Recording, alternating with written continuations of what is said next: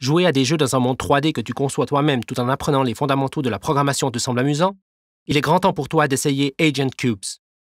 Dans ce film, je vais te montrer comment créer un monde 3D dans Agent Cubes. Dessine tes propres caractères appelés Agents pour peupler le monde et contrôle leur comportement avec des règles de programmation que tu écris toi-même.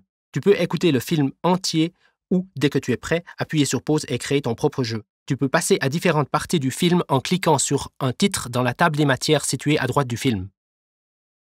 La présentation d'Agent Cubes est très simple. Lorsque tu crées des agents tels qu'une grenouille ou un camion, ils apparaîtront dans cette liste à gauche appelée liste des agents et tu pourras les ajouter au monde 3D que tu es en train de créer dans cette grille ici, dans cette zone bleue.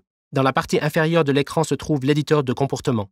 C'est à cet endroit que tu vas créer les règles de programmation qui détermineront le comportement de l'agent.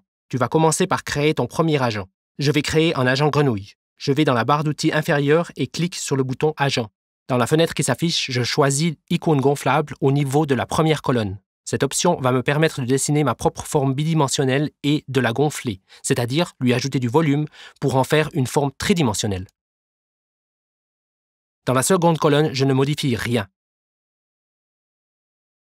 Dans la troisième colonne, tu pourras choisir une grenouille pré-créée, mais c'est tellement plus amusant de dessiner soi-même sa propre grenouille gonflable depuis le commencement. Pour ce faire, je vais dans la troisième colonne sélectionner l'icône par défaut, l'Akako, qui est une coccinelle pour commencer. Je remonte maintenant jusque sur le champ du nom et je vais entrer grenouille puisque je souhaite créer ma propre icône de grenouille, puis je clique sur enregistrer en bas à droite. J'ai à présent un agent appelé grenouille dans la liste des agents. Elle ressemble toujours à une coccinelle, mais je vais la faire ressembler à une grenouille. Je vais double-cliquer sur cet agent en faisant bien attention de cliquer avec le bouton droit de la souris sur l'icône et non sur son nom. Cela va ouvrir l'agent dans l'éditeur de l'icône gonflable. Pour ajouter plus d'options à cette fenêtre, je vais cliquer sur le bouton Autres outils situé au centre de la fenêtre. La zone à gauche de la fenêtre est l'éditeur 2D dans lequel je vais dessiner une grenouille à la place de la coccinelle. Pour supprimer la coccinelle de l'éditeur 2D, je vais appuyer sur le bouton Effacer au centre de la fenêtre. Dans la barre d'outils à gauche, je vais sélectionner l'outil miroir vertical qui affiche une ligne bleue au centre de l'éditeur 2D. Pendant que je dessine ma grenouille dans l'éditeur 2D, tout ce que je dessine à gauche de cette ligne bleue est mis en miroir à droite de la ligne. Je m'assure que l'outil crayon est sélectionné en haut à gauche dans la barre d'outils et je choisis le crayon de couleur verte en cliquant sur le sélecteur de couleurs dans la barre d'outils.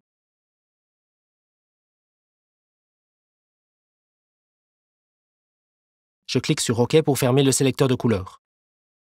À gauche de la ligne bleue, je dessine le côté gauche de la tête et du corps de la grenouille. Ce que je dessine ici est automatiquement mis en miroir sur le côté droit, de telle sorte que la grenouille est symétrique.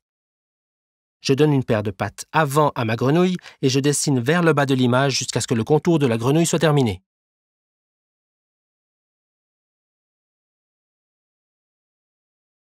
Si tu fais une erreur, comme ici, tu peux revenir en arrière, étape par étape, en appuyant sur les touches CTRL-Z de ton clavier. Lorsque j'ai terminé de dessiner le contour de ma grenouille, je la remplis avec la couleur verte qui se trouve dans le sélecteur de couleurs. Pour ce faire, je retourne dans la barre d'outils, je sélectionne l'outil pot de peinture, je clique à l'intérieur des contours de la grenouille. À présent, je vais créer les pattes arrière de ma grenouille dans une couleur différente.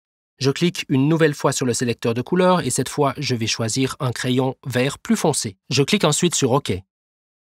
Je retourne dans la barre d'outils et clique à nouveau sur l'outil crayon et je l'utilise pour dessiner la patte gauche de la grenouille qui est aussi mise en miroir dans la partie gauche.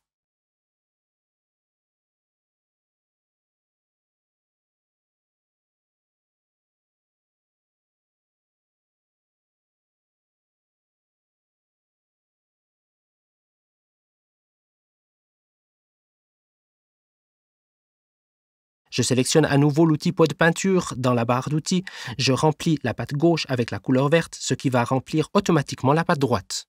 Je vais terminer en donnant des yeux à ma grenouille. Je retourne dans le sélecteur de couleurs, je clique, je sélectionne le crayon blanc et je clique sur OK.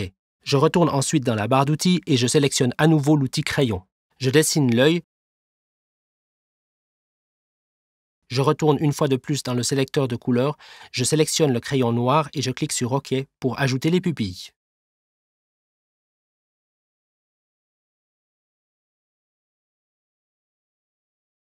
Pour transformer mon dessin 2D simple en une grenouille 3D, je le fais gonfler en utilisant le bouton plus ici. Je clique sur le bouton et je le maintiens enfoncé tout en observant l'aperçu à droite dans la fenêtre pour voir comment la grenouille gonfle. Pour que sa cuisse paraisse plus musclée, je la gonfle un petit peu plus. Pour ce faire, je retourne dans la barre d'outils et je sélectionne l'outil baguette magique. Avec cet outil, je vais cliquer sur la patte gauche pour la sélectionner et appuyer ensuite sur la touche majuscule et cliquer en même temps sur la patte droite pour la sélectionner également. Ensuite, je retourne sur le bouton plus, je clique dessus et le maintiens enfoncé tout en gardant un œil sur l'aperçu à droite pour observer ses pattes gonflées.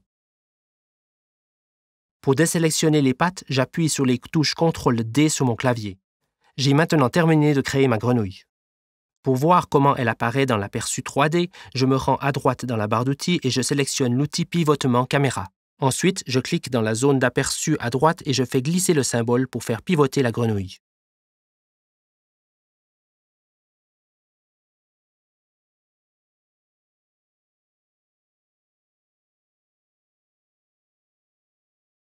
J'enregistre ensuite ma grenouille en cliquant sur le bouton « Enregistrer ici » et l'éditeur de l'icône gonflable se ferme. Ma grenouille possède désormais une icône grenouille dans la liste des agents. J'aimerais maintenant placer ma grenouille dans le monde que je suis en train de créer. Je dois donc m'assurer que la grenouille est bien sélectionnée dans la liste des agents. Je vais dans la barre d'outils supérieure et je vérifie que l'outil Crayon est sélectionné.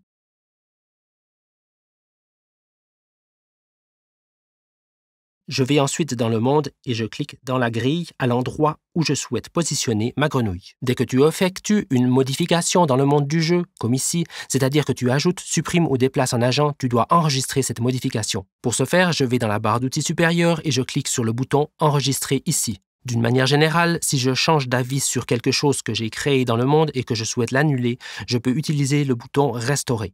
Lorsque je clique sur ce bouton, le monde est restauré et réinitialisé sur le statut du dernier enregistrement. J'ai maintenant un agent dans mon monde, à savoir la grenouille, mais je ne lui ai pas encore dit ce qu'elle devait faire. Pour cela, je dois programmer le comportement de la grenouille en écrivant des règles de programmation. Les règles sont créées ici dans l'éditeur de comportement. Une règle est une combinaison de conditions et d'actions. Si toutes les conditions d'une règle sont remplies ou vraies, alors les actions seront exécutées et la grenouille se comportera de manière correspondante. Voici le début d'une règle dans mon éditeur de comportement. Si la règle suivante est vraie, alors l'action est déclenchée. Je souhaite ajouter une condition et une action à cette règle pour que la grenouille se déplace vers le haut dans le monde lorsque j'appuie sur la touche de direction haut de mon clavier. La condition est la suivante. J'appuie sur la touche de direction haut de mon clavier et l'action est « La grenouille se déplace vers le haut dans le monde ». Je vérifie que l'agent grenouille est sélectionné dans la liste des agents et dans la barre d'outils supérieure, je vais sélectionner l'outil flèche noire. Je vais ensuite dans le volet des conditions, je clique sur la barre de défilement et l'utilise pour défiler vers le bas et pour atteindre la condition « touche ». L'étiquette blanche sur cette condition est la valeur de départ de la condition. Elle définit sur quelle touche appuyer, la touche de direction haut. Je clique et fais glisser la condition touche depuis le volet des conditions vers la partie ci de la règle dans l'éditeur de comportement. À présent, je vais ajouter une action qui définit ce que la grenouille va faire lorsqu'on appuie sur la touche de direction haut. Elle se déplace dans le monde vers le haut. Je passe au volet des actions et sélectionne la première action, l'action déplacer, et je la fais glisser dans la partie alors de la règle dans l'éditeur de comportement. L'étiquette blanche sur l'action déplacer détermine la valeur pour cette action. Elle définit dans quelle direction la grenouille va se déplacer.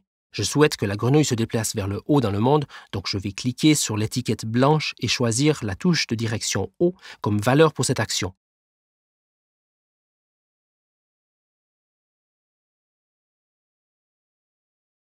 Maintenant, la grenouille pense de la manière suivante. Si un joueur appuie sur la touche de direction haut, alors je me déplace vers le haut dans le monde. Ce simple comportement permet à la personne qui joue à ton jeu de contrôler ta grenouille.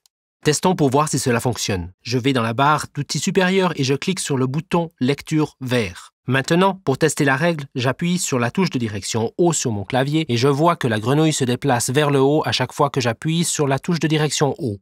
La grenouille peut maintenant se déplacer vers le haut, mais est-ce qu'elle peut également se déplacer vers le bas, la gauche et la droite? Non, elle peut uniquement se déplacer vers le haut. Nous devons programmer 3 autres règles pour programmer le déplacement de la grenouille vers le bas, la gauche et la droite. Afin d'ajouter ces règles, je retourne dans la barre d'outils supérieure et j'arrête le jeu en cliquant sur le bouton « Arrêt rouge ». Je replace la grenouille dans sa position initiale en cliquant sur le bouton « Recharger » qui se trouve également dans la barre d'outils supérieure. Je descends à présent jusque dans l'éditeur de comportement et je sélectionne l'unique règle disponible ici en cliquant sur une zone blanche de la règle. Je duplique la règle sélectionnée 3 fois en descendant vers la barre d'outils inférieure et en appuyant 3 fois sur le bouton « Dupliquer ». J'aurais pu ajouter une nouvelle règle de comportement en cliquant sur le bouton « Plus règle » dans la barre d'outils inférieure, mais comme ces règles sont similaires, la duplication m'a permis de gagner du temps. Je vais à présent traiter ces 3 nouvelles règles de sorte que la grenouille se déplacera à chaque fois dans une direction différente. Je vais dans la seconde règle et clique sur la valeur dans la condition touche et je vais modifier la valeur de cette condition en touche de direction vers le bas en appuyant sur la touche vers le bas de mon clavier. Ensuite, je passe à l'action pour la seconde règle et je modifie la valeur de l'action déplacer en touche de direction bas en cliquant sur la valeur de cette action et en sélectionnant la flèche pointant vers le bas. Désormais, la seconde règle dit la chose suivante à la grenouille. Si un joueur appuie sur la touche de direction bas du clavier, la grenouille se déplace vers le bas dans le monde. Essaye à présent de programmer toi-même la troisième règle. La grenouille se déplace vers la gauche si un joueur appuie sur la touche de direction gauche. Et la quatrième règle, la grenouille se déplace vers la droite si un joueur appuie sur la touche de direction droite. Lorsque tu as terminé, vérifie que toutes les règles fonctionnent. Pour ce faire, je retourne dans la barre d'outils supérieure, je clique sur le bouton lecture vert et maintenant j'appuie sur les différentes flèches de mon clavier pour vérifier que toutes les règles fonctionnent et que la grenouille se déplace à présent dans toutes les directions. Lorsque j'ai terminé, je retourne dans la barre d'outils supérieure et je clique sur le bouton arrêt rouge puis sur le bouton recharger pour recharger le monde et remettre la grenouille sur sa position de départ. Maintenant, ajoute un autre agent au monde, une grotte. Pour la grenouille, l'objectif sera d'atteindre la grotte et si elle y parvient, le jeu passera alors au niveau supérieur. Je t'ai déjà montré comment créer un agent et l'ajouter au monde. Comme précédemment, je clique sur le bouton Agent et cette fois-ci, je choisis Cube, Brique et Bloc Civilisation Maya. Je donne à l'agent le nom Grotte et je clique sur Enregistrer. Sélectionne à présent la grotte dans la liste des agents et clique sur l'outil Crayon dans la barre d'outils supérieure. Je clique ensuite sur un carré en haut de la grille pour ajouter la grotte au monde et j'enregistre le monde avec cette modification. Ajoute maintenant une autre règle qui va déterminer ce qui se passe lorsque la grenouille atteint son objectif, c'est-à-dire la grotte. Je sélectionne la grenouille dans la liste des agents.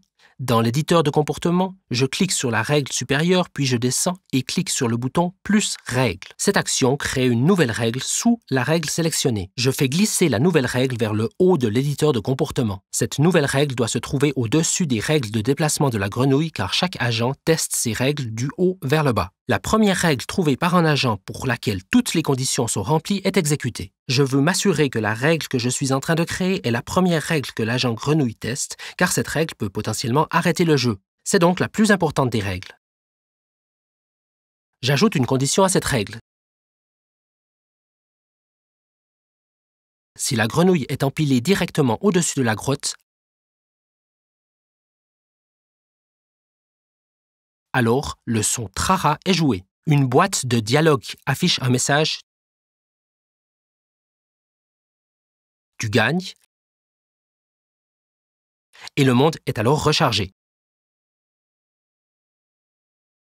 Si l'action « Recharger le monde » n'était pas exécutée, la grenouille resterait dans la grotte, le son serait joué et le message apparaîtrait sans cesse dans une boucle infinie. Je vais tester cette règle du point de vue de la grenouille. Avec le curseur en flèche, je sélectionne la grenouille dans le monde. Je clique sur l'outil Caméra pour basculer dans la vue à la première personne. J'utilise l'outil Pivotement Caméra pour orienter la grenouille vers l'avant dans le monde. Je peux utiliser l'outil Main pour déplacer le monde et l'outil Zoom pour faire un zoom sur le monde. Je clique ensuite sur le bouton Lecture. J'utilise la touche de direction haut de mon clavier pour déplacer la grenouille vers l'avant, au-dessus de la grotte. Lorsque la grenouille atteint la grotte, ce niveau du jeu est remporté. Je clique sur OK puis sur le bouton Arrêt. Tu as maintenant réussi à créer un monde 3D, à dessiner tes propres formes 3D et à programmer les comportements des agents. Cela signifie que tu as maîtrisé les outils de base et que tu peux désormais créer un jeu comme celui-ci avec ces outils. Voici un jeu sophistiqué qui simule la circulation en ville. Tu peux ajouter tout un tas de choses très cool à ton propre jeu. Mais tu n'arriveras peut-être pas à tout créer en une seule session. Si tu dois faire une pause, assure-toi de bien envoyer le jeu en cliquant sur le bouton « Envoyer » en haut de l'écran. De cette manière, tu peux revenir à tout moment dans ton monde 3D pour le compléter ou le terminer. Haussons le niveau d'un cran en ajoutant une route et quelques camions au défi de la grenouille. Je crée un nouvel agent pour la route et je commence par sélectionner l'icône gonflable par défaut. Je le nomme route et je clique sur « Enregistrer ». Pour que cet agent ressemble à une route, je double-clique dessus pour l'ouvrir dans l'éditeur de l'icône gonflable, je clique sur le bouton « Effacer » et sélectionne l'outil « Miroir horizontal et vertical ». Pour colorier la route en gris, je choisis un crayon gris dans le sélecteur de couleurs, je sélectionne ensuite le pot de couleurs et clique sur n'importe lequel des cadrans de telle sorte qu'ils soient tous, les 4, remplis de gris. Pour générer les lignes jaunes sur la route, je sélectionne l'outil « Crayon ». Je clique dans le sélecteur de couleurs et sélectionne la couleur jaune. Je clique ensuite sur OK et depuis le milieu de la fenêtre, je trace une ligne jusqu'à la bordure gauche. Cette ligne est mise en miroir dans les 4 cadrans. Pour ajouter des lignes pointillées, je sélectionne un crayon gris clair dans le sélecteur de couleurs et je clique sur OK. Je me positionne au centre et dessine des traits discontinus. Puis j'enregistre l'agent route que j'ai moi-même conçu. Pour ajouter une autoroute à 3 voies au monde, je sélectionne l'agent route dans la liste des agents et ensuite l'outil d'insertion multi-agent. Je clique ici dans le monde, je fais glisser 3 rangées à la fois vers le bas et vers la droite et plusieurs instances de cet agent route forment une route. Je vais à présent créer un autre nouvel agent, un agent camion.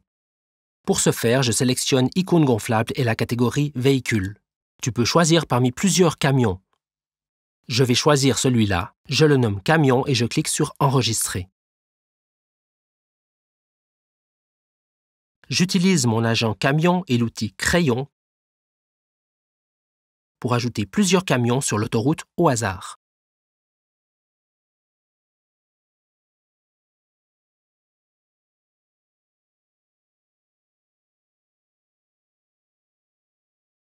J'appuie sur le bouton Enregistrer pour enregistrer le monde et l'autoroute et les camions que j'ai ajoutés. Maintenant, je vais programmer les camions pour qu'ils se déplacent sur l'autoroute. Avec le curseur en flèche, je sélectionne l'un des camions dans le monde, je vais dans le champ de la règle vide dans l'éditeur de comportement et j'ajoute quelques conditions. Si le camion voit route à sa droite et si cette condition n'est remplie qu'une seule fois toutes les 0,5 secondes, alors le camion doit se déplacer vers la droite. Je teste cette fonction en cliquant sur le bouton « Lecture vert ». Tous les camions ont désormais le même comportement et se déplacent le long de la route vers la droite. Je les laisse avancer jusqu'à ce qu'un bouchon apparaisse sur la droite. Le camion s'immobilise lorsqu'il ne voit plus de route sur sa droite. Observons à présent ce qui se passe si la grenouille entre en collision avec le camion sur la route. Pour replacer les camions sur leur position initiale pour qu'ils se déplacent à nouveau vers la droite sur la route, je dois recharger le monde. Après avoir cliqué sur le bouton « Recharger », le jeu reprend et j'utilise la touche de direction haut de mon clavier pour faire traverser la route à la grenouille devant l'un des camions. Ce camion s'arrête lorsqu'il se trouve à gauche de la grenouille. Pour savoir pourquoi, je sélectionne le camion avec le curseur en flèche et j'observe la règle qui pilote le comportement du camion. La condition définie pour cette règle, c'est-à-dire « voir la route à droite » n'est plus respectée. De ce fait, la condition « voir » et la règle apparaissent en rouge et clignotent. La règle n'est plus appliquée et les camions ne se déplacent plus. J'ai terminé de tester et je clique donc sur le bouton Arrêt. Maintenant, que doit-il se passer lorsque le camion entre en collision avec la grenouille? Malheureusement, le camion va écraser la grenouille et le jeu sera terminé. Je vais créer une nouvelle règle pour la grenouille et pour ce comportement. Je sélectionne la grenouille dans la liste des agents avec mon curseur en flèche et je vais dans l'éditeur de comportement. La règle que je suis sur le point de programmer a également une priorité élevée. Elle doit donc se trouver avant les touches de direction qui permettent de déplacer la grenouille. Je sélectionne donc la règle qui se situe tout en haut et je clique sur plus règle. Du point de vue de la grenouille, cette règle est la suivante. Si je vois un camion à ma gauche, alors je joue un son clink, la simulation s'arrête et un message s'affiche. Oh non! Le jeu est terminé. Pour tester cette règle de collision, je recharge le monde pour reprendre le jeu depuis le début. Je sélectionne le bouton lecture vert et j'utilise la touche de direction haut sur mon clavier pour déplacer la grenouille vers le haut et la mettre sur le chemin d'un camion. Une collision a lieu et le jeu est terminé. Je clique sur OK pour fermer ce message. Le jeu devient encore plus réaliste et intéressant si, au lieu de positionner manuellement les camions sur l'autoroute, la circulation est générée automatiquement. Pour ce faire, je dois créer des tunnels d'autoroute qui génèrent des camions à gauche au début de l'autoroute et qui absorbent les camions à droite à la fin de l'autoroute. De cette manière, les camions viendront toujours de la gauche et les bouchons seront évités à droite. Je dois recharger le monde.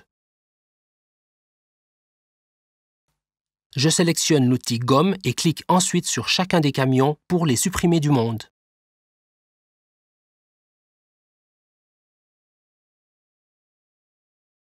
Je crée un nouvel agent pour le tunnel. Je le nomme Tunnel et je commence par une icône gonflable. J'utilise la forme par défaut, la coccinelle Akako, et je clique sur Enregistrer. Pour dessiner ton propre tunnel 3D, double-clique sur l'agent Tunnel afin de l'ouvrir dans l'éditeur d'icônes gonflables. Clique sur le bouton Effacer et comme tu peux le voir ici, mes outils miroir horizontal et vertical sont toujours sélectionnés. Je clique dans le sélecteur de couleurs et sélectionne une couleur dans les tons de brun. Avec l'outil Pot de peinture, je clique dans l'un des cadrans au choix pour remplir toute la surface. Je retourne dans le sélecteur de couleurs, je sélectionne un crayon noir, puis l'outil crayon que je vais utiliser pour dessiner un arc qui est mis en miroir dans la partie opposée. Avec l'outil Pot de peinture, je clique sur l'un des arcs pour remplir tous les deux. J'aimerais gonfler mon tunnel. Je vais donc jusqu'au symbole pression et je clique un certain nombre de fois sur le symbole plus. Pour créer une entrée et une sortie de mon tunnel, je sélectionne ces deux arcs noirs à l'aide de l'outil baguette magique. Je clique sur l'un des arcs, j'appuie sur la touche majuscule en cliquant sur l'autre. J'appuie ensuite sur la touche effacer et retour en arrière sur mon clavier. Je sélectionne le tunnel entier en appuyant sur les touches CTRL plus A. Je crois que j'aimerais bien ajouter un peu de bruit au tunnel. Pour cela, je fais légèrement glisser le curseur de bruit vers la droite. J'aimerais également réduire un peu le volume. J'appuie donc sur le symbole moins un certain nombre de fois et avec l'outil pivotement caméra que j'ai sélectionné au préalable, je clique et fais glisser pour obtenir un aperçu de mon tunnel en 3 dimensions. Je clique ensuite sur Enregistrer. Maintenant, je voudrais ajouter 3 tunnels à chaque fin de mon autoroute. Je sélectionne l'outil crayon, j'entre dans le monde, je clique et fais glisser les 3 tunnels vers la gauche et les 3 tunnels vers la droite et j'enregistre mon monde avec ces modifications.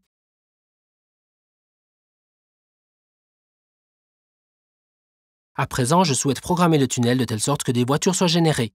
Avec le curseur en flèche, je sélectionne l'un des tunnels. Je me rends sur le champ de la règle vide dans l'éditeur de comportement et j'ajoute quelques conditions qui, du point de vue du tunnel, énoncent ceci. Si je vois à ma droite une route et si cette condition n'est remplie qu'une seule fois, tous les 0,5 secondes, alors un nouveau camion doit être généré à ma droite. Pour tester cette règle, je clique sur le bouton Lecture vert. Les tunnels à la fin de l'autoroute à gauche génèrent des camions, mais les camions provoquent des bouchons devant les tunnels à droite.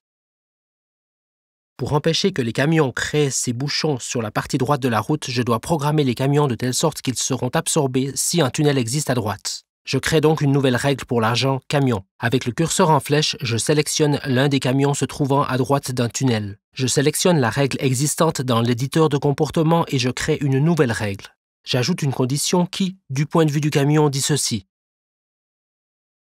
Si je vois un tunnel à ma droite, alors je m'efface. Les camions sont automatiquement absorbés et générés. Je n'ai pas eu besoin de cliquer sur le bouton lecture car le jeu est en cours. Si je laissais le jeu s'exécuter comme il le fait actuellement, le jeu ne pourrait pas être gagné puisque la grenouille ne pourrait jamais traverser l'autoroute pour atteindre la grotte et donc gagner la partie. Pour résoudre ce problème, je pourrais espacer les camions en adaptant la règle qui pilote le comportement du tunnel et faire en sorte que les camions soient générés moins fréquemment. Avec le curseur en flèche, je sélectionne ce tunnel et j'ajoute une autre condition à ce comportement pour le tunnel, la condition probabilité. Est-ce que tu remarques que moins de camions sont générés à présent? Il y en a pourtant toujours trop, et je vais donc réduire davantage la probabilité et choisir la valeur 20. J'attends jusqu'à ce que le modèle de circulation soit adapté et je clique sur Enregistrer pour enregistrer le monde avec ces modifications. Maintenant, nous voulons jouer. J'attends une bonne occasion pour faire traverser la route à la grenouille. J'appuie ensuite plusieurs fois sur la direction haut pour la faire traverser, aller jusqu'à la grotte et je remporte la partie.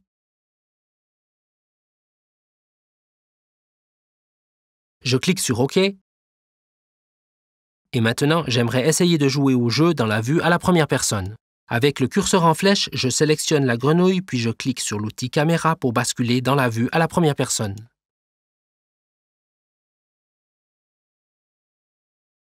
J'utilise la touche de direction haut pour déplacer la grenouille et la faire entrer dans la circulation directement devant un camion. Le jeu échoue et je perds, mais c'était amusant.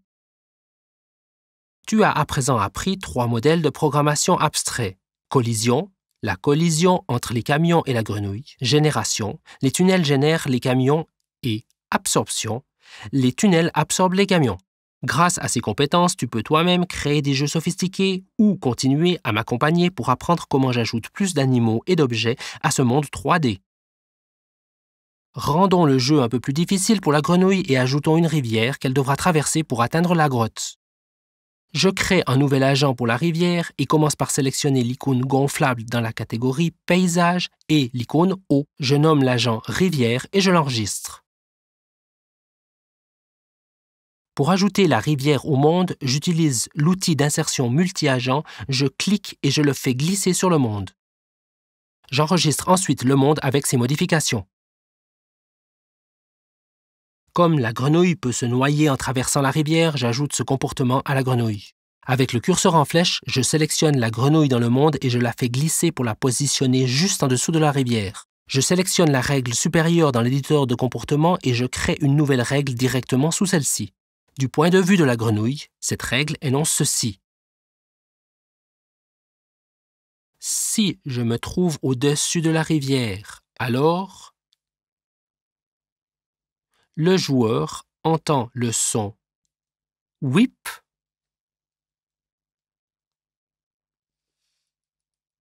et un message s'affiche. Je ne sais pas nager.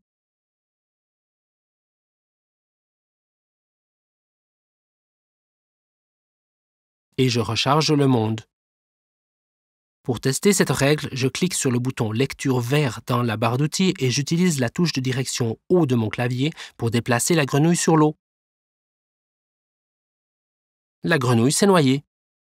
Je clique sur OK et le jeu redémarre. Je clique sur le bouton Arrêt. Maintenant, je voudrais ajouter quelques troncs d'arbres sur la rivière. Je crée donc un nouvel agent, je le nomme Tronc, et je commence par l'icône gonflable par défaut. Je la sélectionne en double-cliquant dessus dans la liste des agents et je clique sur Effacer. Je sélectionne l'outil miroir horizontal et vertical et la couleur marron dans le sélecteur de couleurs, puis j'utilise l'outil crayon pour tracer une ligne horizontale. Avec l'outil de peinture, je remplis la surface avec la couleur marron. Je choisis la couleur orange. Avec l'outil crayon, je dessine un arc. J'utilise le bouton plus au centre de l'éditeur pour gonfler le tronc. Je vais en fait le surgonfler un peu, puis sélectionner l'outil baguette magique et l'utiliser celle-ci pour sélectionner la couleur marron. Avec l'outil pivotement caméra, je fais pivoter l'aperçu pour observer le tronc de côté et me faire une meilleure idée du volume d'air que je peux évacuer. J'appuie sur le bouton moins et je vais ajouter un peu de bruit visuel au tronc également et cliquer sur Enregistrer.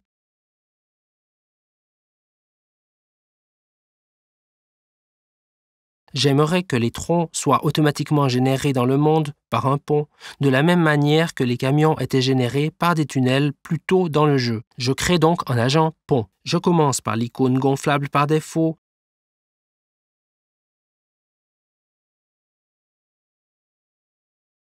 puis je la sélectionne en double-cliquant dessus dans la liste des agents et j'efface l'image 2D dans l'éditeur graphique. J'utilise une fois de plus l'outil miroir horizontal et vertical. Je clique dans le sélecteur de couleurs et sélectionne une couleur dans les tons de gris. Avec l'outil pot de peinture, je remplis l'icône. Je clique à nouveau dans le sélecteur de couleurs et sélectionne la couleur noire, puis je clique sur OK.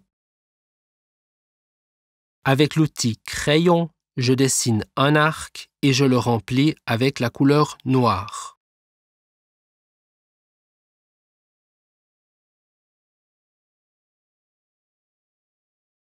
J'appuie sur le bouton plus pour surgonfler l'icône. Je sélectionne ensuite l'outil sélection d'un rectangle dans la barre d'outils et je dessine un rectangle comme ceci au centre de l'éditeur. Maintenant, pour aplatir quelque peu le haut du pont, je vais sélectionner le curseur qui permet d'arrondir le plafond afin d'aplatir la partie sélectionnée. À l'aide de l'outil baguette magique, je sélectionne l'arc noir, maintiens la touche majuscule enfoncée et sélectionne l'autre arc noir. J'appuie ensuite sur la touche effacer ou retour arrière sur mon clavier afin de créer des ouvertures dans le pont. J'appuie sur les touches CTRL-D sur mon clavier et j'utilise l'outil pivotement caméra pour voir à quoi ressemble mon pont.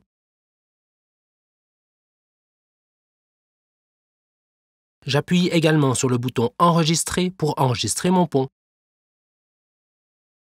Je vais ajouter quelques ponts au monde avec l'outil Crayon, ici et ici, puis j'enregistre le monde avec ces modifications. Prochaine étape, je vais programmer un pont pour générer automatiquement des troncs. Avec le curseur en flèche, je sélectionne ce pont et je vais lui donner le même comportement que celui que j'ai utilisé pour que les tunnels puissent générer des camions. Du point de vue du pont, cette règle signifie si je vois une rivière à ma droite, toutes les 0,5 secondes et avec une probabilité de 20%, alors je génère un nouveau tronc à ma droite. Ensuite, j'ajoute quelques règles au tronc de telle sorte qu'il se déplace vers la droite et soit absorbé par le pont à droite à la fin de la rivière. Je sélectionne l'agent tronc et crée la règle qui, du point de vue de la grenouille, énonce ceci. Si je vois une rivière à ma droite toutes les 0,5 secondes, alors je me déplace vers la droite. Pour que le tronc soit absorbé dans le pont, j'ajoute une autre règle. Si je vois un pont à ma droite, alors je m'efface. J'aimerais à présent tester si la grenouille peut être transportée sur un tronc flottant pour se rendre à la grotte. Je peux utiliser la touche de direction haut sur mon clavier pour déplacer la grenouille jusqu'au bord de la rivière, mais à des fins de test, j'utilise simplement le curseur en flèche et je fais déplacer la grenouille jusqu'à l'endroit souhaité. Je clique sur le bouton lecture vert et j'attends jusqu'à ce qu'un tronc apparaisse et sur lequel la grenouille peut être transportée. Lorsque j'ai appuyé sur la touche de direction haut pour déplacer la grenouille sur le tronc, les troncs ont glissé sous la grenouille est tombée dans l'eau et s'est noyée. Ce n'est pas le résultat que je voulais obtenir, je clique donc sur OK. Cela réinitialise la partie et je clique sur le bouton Arrêt. Pour supprimer cette erreur, je vais adapter le comportement du tronc de telle sorte qu'il puisse transporter la grenouille. Je sélectionne le tronc dans la liste des agents. Je sélectionne la première règle dans l'éditeur de comportement et je remplace l'action déplacer par transporter vers la droite. Désormais, le tronc ne doit pas seulement se déplacer, mais il doit également transporter avec lui n'importe quel agent qui se trouve sur lui. Je vais tester cette modification. Avec le curseur en flèche, je déplace la grenouille jusqu'au bord de la rivière, j'appuie ensuite le bouton lecture et j'utilise la touche de direction haut sur mon clavier pour faire sauter la grenouille sur un tronc. Le tronc a bien transporté la grenouille pour descendre la rivière, mais la grenouille s'est peut-être cognée sur le pont et a glissé du tronc et s'est noyée. J'ai donc besoin d'autre chose, des tortues sur lesquelles la grenouille peut sauter pour être transportée vers la gauche avant d'atteindre le pont. Je clique sur OK, puis sur le bouton Arrêt. Je vais créer un nouvel agent, une tortue. Je sélectionne une entrée à partir de la liste des icônes gonflables dans la catégorie Animaux, une tortue.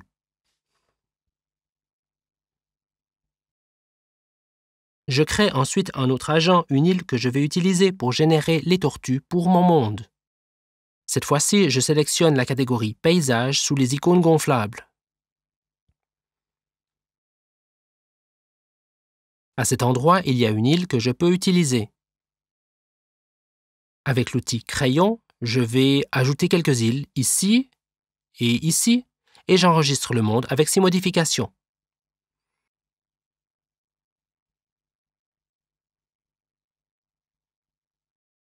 Je souhaite que l'île génère des tortues dans la partie droite. Ce comportement est très similaire à celui du pont qui génère des troncs, mais cette fois-ci dans la direction opposée, c'est-à-dire de droite à gauche. Avec le curseur en flèche, je sélectionne l'île située à droite et je vais ajouter une règle qui, du point de vue de l'île, dira ceci. Si je vois une partie de rivière à ma gauche, et si cette condition n'est remplie qu'une seule fois tous les 0,5 secondes, et avec une probabilité de 20%,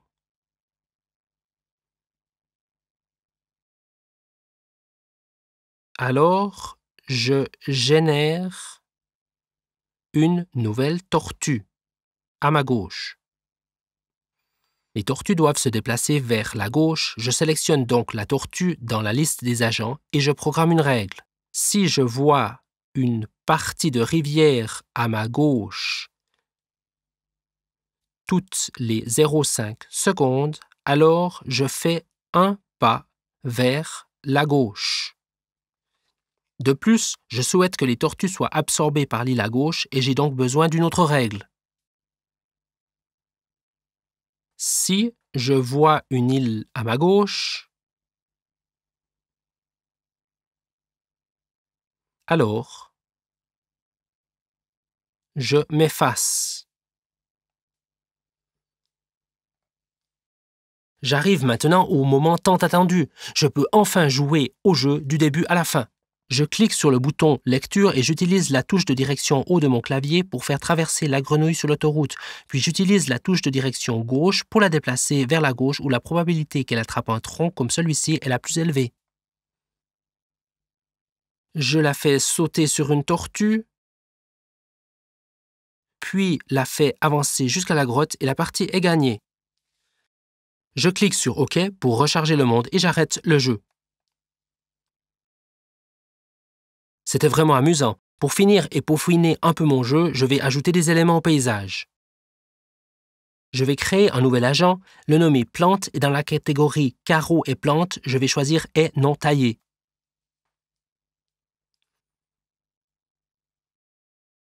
Avec l'outil Crayon, je vais ensuite tracer une haie sur l'ensemble des zones vides